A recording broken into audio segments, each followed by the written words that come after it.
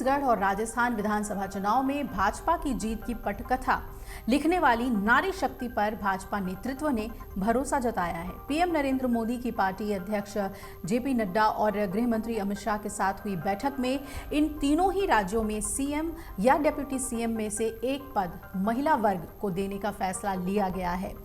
चर्चा ये भी है कि तीनों ही राज्यों में जातिगत समीकरण को ध्यान में रखते हुए पार्टी मध्य प्रदेश में 2 और राजस्थान छत्तीसगढ़ में एक डिप्टी सीएम बनाएगी।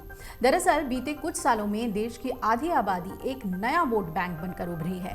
तीनों ही राज्यों में चुनाव में इस बार महिलाओं के मत प्रतिशत में काफी तेजी से बढ़ोतरी दर्ज की गई है। राज्य और केंद्र सरकार की कई अहम योजनाओं के कारण इन चुनावों में भाजपा को मिली बड़ी जीत को आधी आबादी से मिले प्रचंड समर्थन से भी जोड़कर देखा जा रहा है।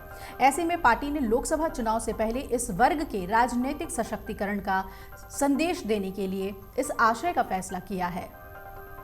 अब उम्मीद है कि तीनों ही राज्यों में मुख्यमंत्री पद पर फैसला लेने के लिए शनिवार और रविवार को विधायक दल की बैठक हो सकती है। इसके लिए गुरुवार को यानी आज तीनों ही राज्यों के लिए केंद्रीय पर्यवेक्षक नियुक्त किए जा सकते हैं। अति विशिष्ट सूत्र ये बता रहे हैं कि तीनों ही राज्यों में डिप्टी सीएम नियुक्त करना तय है और आबादी की दृष्टि से बड़ा राज्य और केंद्रीय राजनीति से जुड़े कई दिग्गजों के चुनाव जीतने के कारण मध्य प्रदेश में यह संख्या 2 हो सकती है। इसके अलावा पार्टी इन तीनों ही राज्यों में विधानसभा अध्यक्ष तय करते समय भी राज्य के जातिगत समीकरण के साथ चुनाव जीते पार्टी के वरिष्ठ नेताओं के कद का भी ध्यान रखेगी। तो तीनों ही राज्यों में पार्टी संभवतः नए नेतृत्व पर दांव लगाएगी और सूत्र बता रहे हैं कि पुराने चेहरों पर दांव नहीं लगाने का सैद्धांतिक फैसला पार्टी ने ले लिया है।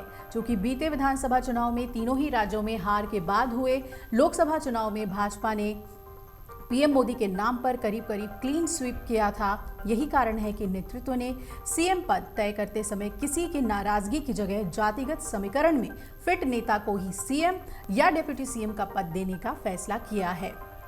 अब सूत्र ये भी बता रहे हैं कि मध्य प्रदेश में सीएम पद की कमान ओबीसी को, छत्तीसगढ़ में एसटी को और राजस्थान में राजघराने के सदस्य को मिलना तय है।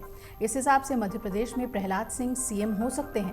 नरेंद्र सिंह तोमर को मध्य प्रदेश और किरोड़ी लाल मीणा को राजस्थान में स्पीकर बनाए जाने की भी चर्चा है। हालांकि इसकी कोई आधिकारिक पुष्टि नहीं है। शीतकालीन सत्र के बाद मोदी मंत्रिमंडल में विस्तार भी हो सकता है। आपको बता दें कि एलजेपी के मुखिया चिराग पासवान को बिहार में दलित समीकरण को साधने के लिए मंत्री बनाने की बात चल रही है। उनके करीबियों का कहना है कि उन्हें सत्र तक इंतजार करने के लिए कहा गया है।